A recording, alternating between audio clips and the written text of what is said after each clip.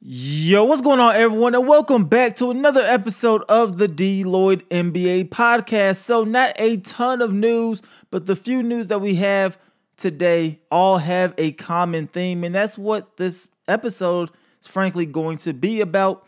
And that common theme is loyalty in the NBA. Is there truly any loyalty in the NBA? When you really think about this, it goes further than just basketball, because you think about basketball and you start asking yourself these questions. Why are LeBron James and Kevin Durant villainized as much as they are? And how come Raptors general manager Masai Ujiri, or maybe even Danny Ainge of the Boston Celtics, how come they're not villainized to the same degree that you look at Kevin Durant? How come they're not looked at the same degree that you look at a LeBron James when they decide to leave? When you look at regular life as well, and you think about to yourself, say you get a job number one. Then maybe eventually after a year or two, you look at another job. Maybe it's a higher salary. Maybe it's better hours. Maybe it's a better location or just situation for yourself and your family. Say you take that job, and then you're at job two, maybe another year. You get laid off. So now you have to find another job for the security or whatever the reason is for your family to be able to now get a higher pay, whatever the case is, but you're not looking for job number three. When you go to job number three, they're more than likely going to ask you why you left jobs 1 and 2. Maybe they may villainize you as well or immediately eliminate you because they don't like your reasoning for why you left jobs 1 and 2. But you don't really ask, how come you laid off a ton of your employees? How come there's a high turnover rate at this job?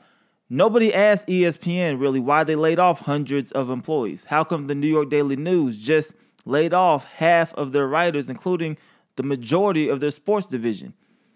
So the same thing also goes to the NBA. You don't never really look at the teams and villainize them the same way that you do players. That's why I'm always pro player when it comes to making a decision, because at the end of the day, you have to be 100% loyal to yourself and your family. Because a lot of these organizations, a lot of these jobs, employers, they're not always loyal to you. Now, that leads us into our first story that we're going to be talking about today, and that is DeMar DeRozan. Now, if you haven't seen the interview that was posted by ESPN with DeMar DeRozan, you should definitely check it out. It's about 21 minutes long, but it's definitely worth those 21 minutes. And you see a lot of emotions from DeMar DeRozan during that interview. And a lot of the main things that you get is that how he felt disrespected by the Raptors organization, mainly, general manager Masai Ujiri. And he also said he wasn't treated with the respect that he deserved. Now, DeMar DeRozan played 9 years for the Toronto Raptors, an organization known for their players leaving. You look at Chris Bosh. As soon as he had the opportunity to leave, he left. Tracy McGrady, he left once he got the opportunity. Vince Carter, he also decided to leave once he got the opportunity. So for Toronto, you would think they would be appreciative of DeMar DeRozan. Yes, maybe you want to shake things up after you lost to LeBron James yet again in the playoffs. But the Raptors, they were a number 1 seed. They were one of the best teams in the Eastern Conference, and they only lost to one team, and that star player of that team decided to leave out the conference entirely. So now you had an opportunity this season, although you already fired your coach. You had an opportunity this season maybe to put things together. Maybe you have an opportunity now to reach the NBA Finals, that destination that has been eluding you, but you were always right there knocking at the doorstep to try to get in to that opportunity, and you had that opportunity. But now when you find a way to get out of that, and ultimately this decision came down to you not wanting to pay DeMar DeRozan long term. You don't think you could get the job done with DeMar DeRozan. You took that opportunity to get out of that contract. That's why you made the trade for Kawhi Leonard. I don't think the Toronto Raptors plan on Kawhi Leonard staying. I don't think he will stay. So I think this essentially was a salary cap dump to get out of that DeMar DeRozan contract, because you don't think he could take you to that championship. And that's fine. As an organization, you're going to want to do what's best for the organization, and you're also going to want to try to win championships. But the way this whole situation happened, he came up to you. He did so much for your organization. He's the only player, when he had the opportunity to leave, who stayed with your organization. Not only did he stay, he didn't even take another meeting. When he was a free agent in 2016, a lot of people thought he would go to LA. He's from Compton, LA, Lakers, hometown team. They have enough money to pay him. He didn't even take a meeting with the Los Angeles Lakers. He immediately re-signed and stayed in Toronto. So when he talks to you at Summer League, when his agent is calling you throughout the offseason, just asking, is there any way that we may be traded? Are some of these rumors correct? And you repeatedly tell him no. I think he deserves at least enough respect to at least say, if the right offer is presented, maybe we might go in this direction. Maybe we may ship him out. But he doesn't get that at all. So nobody looks towards the Raptors or really Masai Ujiri and say they did DeMar DeRozan wrong. At least not the masses of the people. But as soon as DeMar DeRozan decides to maybe leave the Raptors, say he left the Raptors in 2016, he would have been villainized at that point for leaving that team. Now, maybe, yes, you're sitting there thinking it's not the same thing. Kevin Durant went to a much better team. But look at Kevin Durant's situation as well. He had an owner and a general manager that wasn't really willing to pay. You lost James Harden because you didn't want to pay about $4 million total. Not per season, total.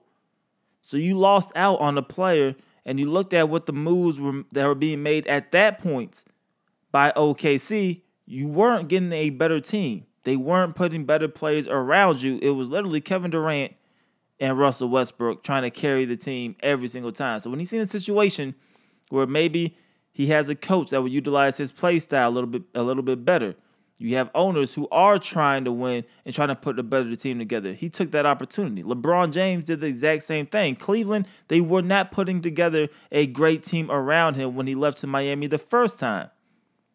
When he had an opportunity, to get better players around him, he took that opportunity because it would better his career, better his legacy, and what he wanted to do for himself. DeMar DeRozan, he wanted to help out the Toronto Raptors. He remained loyal to that organization, but once they got the opportunity to get out of that, they took that opportunity and they got out of that whole DeMar DeRozan contract and situation. And I don't think a lot of fans really look at the NBA as a business as is in real life. If you could take a better job because it's better pay or a better location or whatever the case is for you and your family, NBA players deserve the right to do the same without all of a sudden being a villain, especially when it's not, the feeling's not the same way on the other side when it comes to organizations. And Raptors fans are probably still going to be Raptors fans. That's how a lot of this works. But at the same time, you got to understand this is, I guess, a part of life in the sense you're not going to question the higher authority. But a lot of these players, I think they need to catch a little bit of slack when it comes to them leaving, because by the end of the day, 70% of the NBA the last few years, in terms of players, they have changed teams already.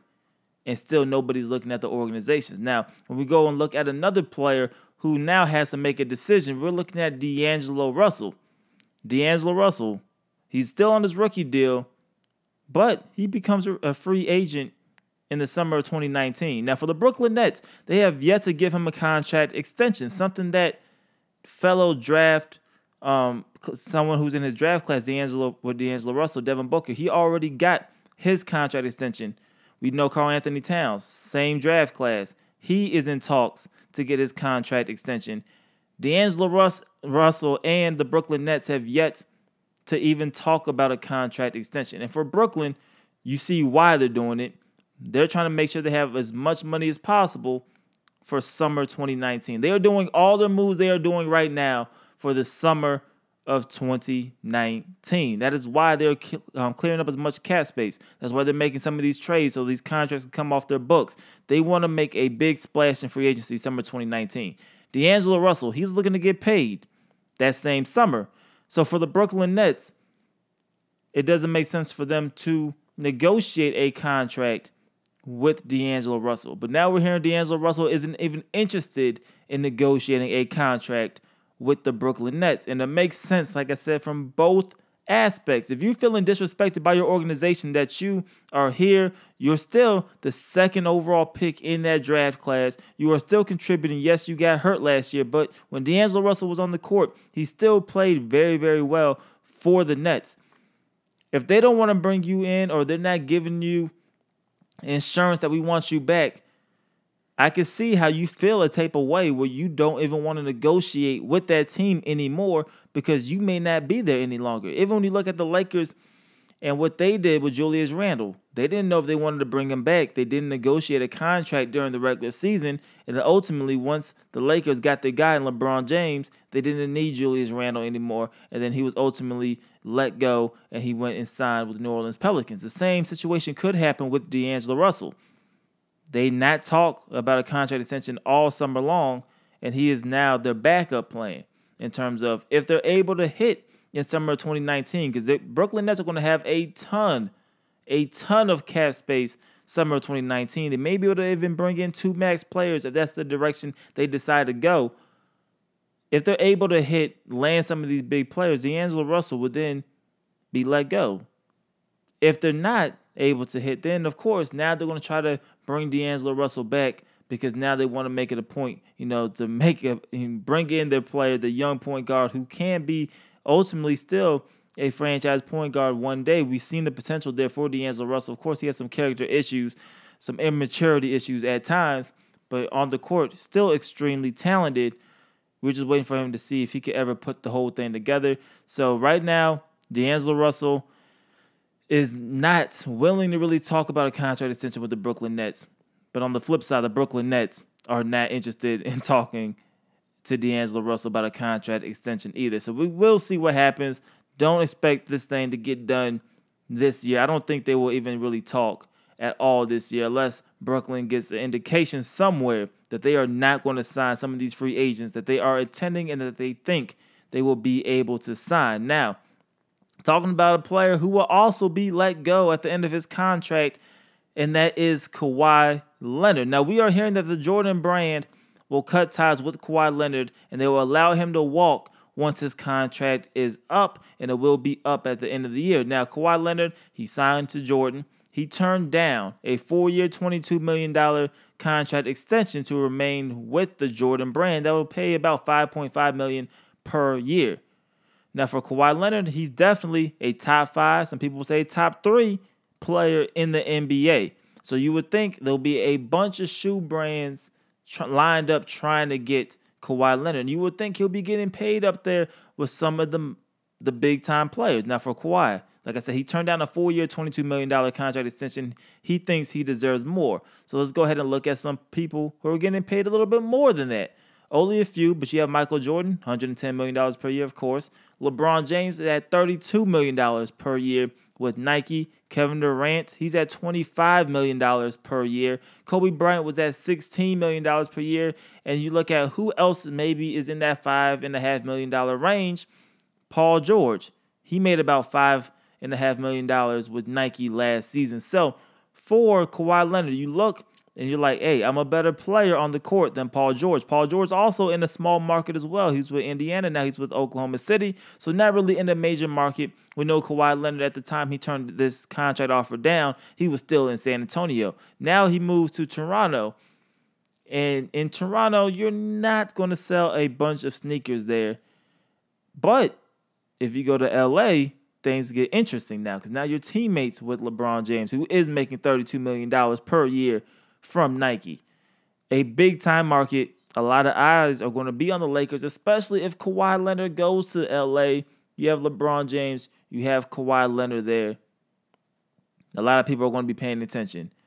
And it's time a shoe brand will probably come in and they will now try to offer a little bit more to Kawhi Leonard. And these things are going to come into play, and these are going to be factors when Kawhi Leonard makes that decision because shoe brand deals are big. You just seen the numbers that I told you some of these players are making per season.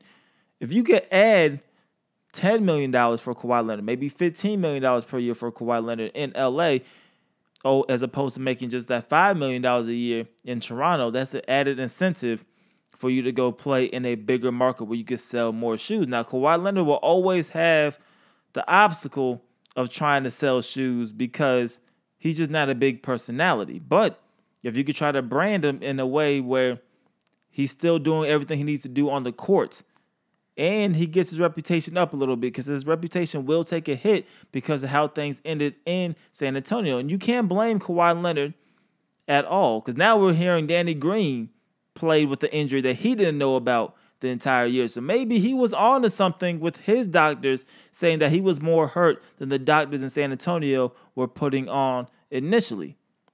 Maybe he did the right thing by deciding not to play at all. So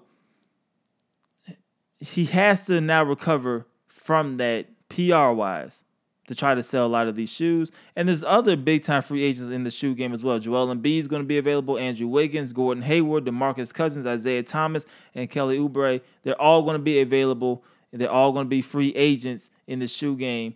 So there's going to be a lot of people that Nike and your Adidas's and now your Pumas are all, and even Under Armour, they're all going to be trying to go after. And I think Kawhi Leonard, I think eventually he lands with another shoe deal.